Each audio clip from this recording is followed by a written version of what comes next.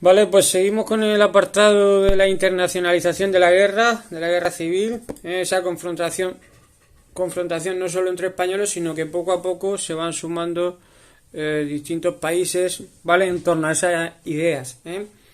Hay que enmarcarlo en vuestro libro, dicen la coyuntura internacional entre esas dos ideas, ¿no?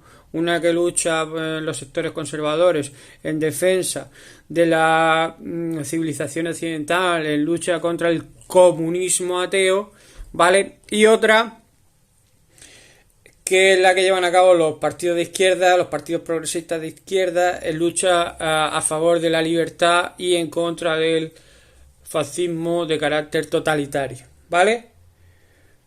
Os dice ahí vuestro texto, de forma casi simultánea, ambos bandos van a recibir ayudas, ¿vale? Una de las actividades que tenéis en los ejercicios es precisamente citar qué ayudas tiene cada grupo, ¿no? Por ejemplo, las ayudas en la República, ¿dónde nos centramos? Nos centramos sobre todo en la Unión Soviética, os dice ahí aportación de material bélico, aviones, carros de combate, combustible, técnicos, pilotos, pilotos.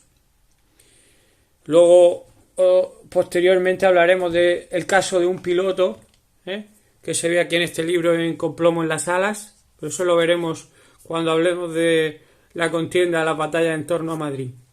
¿Vale? Y esa ayuda que fue pagada en efectivo a cambio de oro del Banco de España, ¿vale? Cuantitativa, cualitativamente, pues depende de el historiador que vosotros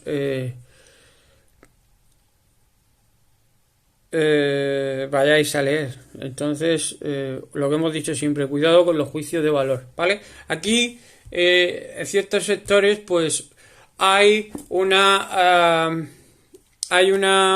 opinión muy favorable a la Unión Soviética, ¿no? Por ejemplo, aquí lo tenemos, es hiperclásico, la figura de Miguel Hernández, que siempre citamos en clase, poeta de Orihuela, con sus poesías, que en una de ellas, aquí la tenemos en El hombre y su poesía, hay varias que iremos leyendo, por ejemplo, en una que titula Rusia, habla favorablemente del régimen soviético, ¿no? Dice, de la extensión de Rusia, de sus tierras, de sus tiernas ventanas, sale una voz profunda de máquinas y manos que indica entre mujeres, aquí están tus hermanas, y prorrumpe entre hombres, estos son tus hermanos.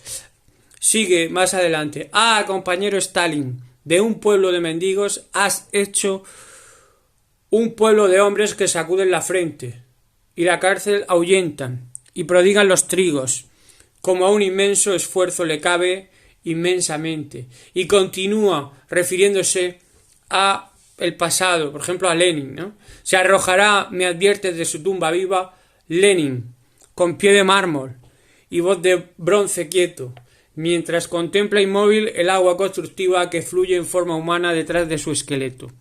Rusia y España unidas como fuerzas hermanas, y fuerza será que cierre las fauces de la guerra, y solo se verá tractores y manzanas, panes y juventud sobre la tierra. ¿Qué queremos decir con esto? Que hay una opinión favorable en ciertos grupos a favor de esta colaboración hispano-soviética, ¿vale? Aparte de la ayuda a la Unión Soviética, hemos dicho, las brigadas internacionales, luego veremos estos hombres y mujeres que vienen a España a luchar a favor de la República, En el caso de la brigada internacional, pues son tropas que vienen a luchar en estos grupos de izquierdas, sobre todo en defensa de unos principios de ideales republicanos, ¿vale? Estimaciones, ahí vuestro manual os ha hablado sobre 35.000, ¿vale? Y también citar el apoyo de Francia y de México. Por contra, evidentemente, los grupos de derechas van a basar su apoyo sobre todo en Alemania, Italia, en Hitler y en Mussolini, sobre todo desde el principio, con el traslado, dice ahí, de las tropas de Marruecos hasta la península y emprender el avance sobre Madrid. También tenemos muchas opiniones de autores, de pensadores. Aquí tenemos una de las que más loas le dio, más bombos le dio, la de José María Pemán, ¿vale? Que fue un tipo que fue secretario de la asamblea que montó Primo de Rivera, y bajo esos ideales primo-riveristas, pues siempre se movió a favor del caudillaje, a favor de los dictadores. Ahí tenemos también alguna opinión suya a favor de Hitler y de Mussolini, ¿no? Por ejemplo, en alguno de sus poemas define al Duce, por ejemplo, en uno de ellos, como un César claro y semidivino, con un cráneo redondo como un casco de acero y un labio prominente que arremete al destino. Es decir, que también se produce esa propaganda respecto a Hitler y Mussolini. ¿Qué va a enviar cada uno? Pues van a enviar tanques, por ejemplo, Alemania, carrera de combate, defensa aérea, la Legión Cóndor, casi 20.000 soldados. Italia sí hablamos de más de 75, 80.000 soldados, aviones, artillería, carros de combate, ¿vale? La ayuda de Portugal, de Oliveira Salazar también, con los Viriato, un cuerpo de voluntarios, y sobre todo las compañías multinacionales que tienen intereses económicos, petróleo y transporte, ¿vale? ¿Qué ocurre a nivel internacional? Pues que los países democráticos se plantean muchas dudas respecto a esta intervención aquí en España, Francia, que tenía un gobierno socialista, estaba más predispuesta, ¿no?, a ayudar a la República, pero siempre con condiciones, ¿vale? ¿Por qué?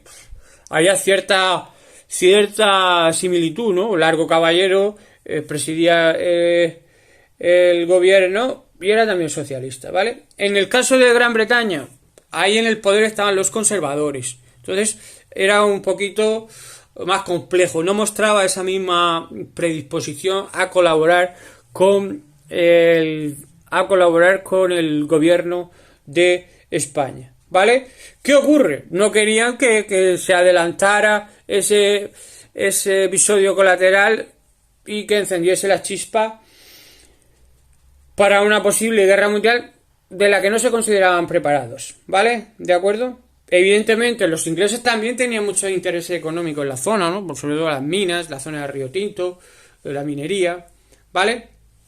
¿Qué se va a hacer a nivel internacional? Se va a hacer un comité de no intervención, ¿vale? 9 de septiembre de 1936, Francia y Gran Bretaña lo patrocinan desde Londres, este comité, para evitar, otra vez entre comillas, la ayuda a estos contendientes de la guerra, ¿vale? Evidentemente esto es falso, es una gran mentira, porque todos ayudaron a todos, ¿vale? ¿De acuerdo? Y hay una serie de países que van reconociendo el gobierno de Franco, ¿vale? Alemania, Portugal, el Vaticano, lo hace incluso en agosto de 1937, ¿vale? Es decir, que van a reconocer una serie de países a Franco como dirigente de España. ¿Qué ocurre? Esto siempre lo marcamos históricamente en esos acontecimientos políticos que hay en Europa, ¿vale? Siempre lo tenéis ahí en vuestro texto, luego lo veremos en las fases de la guerra. El gobierno de la República tiene la esperanza de que estallara la guerra en Europa y que esos grupos de poder enfrentados, Alemania, Italia por una parte, Gran Bretaña, Francia por otra, pues se vieran obligadas a intervenir en España, ¿vale? Poniendo siempre el objetivo ese de la política expansionista de Hitler, ¿vale? Cuando Hitler anexiona a Austria, cuando Hitler exige la zona fronteriza de los Sudetes, pues hay esa esperanza, pero después del pacto de Múnich se ve que era imposible. Y ya a principios del año 39, ya cuando se ve que la derrota de los ejércitos republicanos es clara, pues cuando Francia y Gran Bretaña ya reconocen el gobierno de Franco, ¿de acuerdo? ¿Vale? Evidentemente no se solapan por muy poquito, ¿no? 1 de septiembre de 1939 es cuando empieza la Segunda Guerra Mundial, ¿de acuerdo? Después seguimos con las primeras fases de la guerra.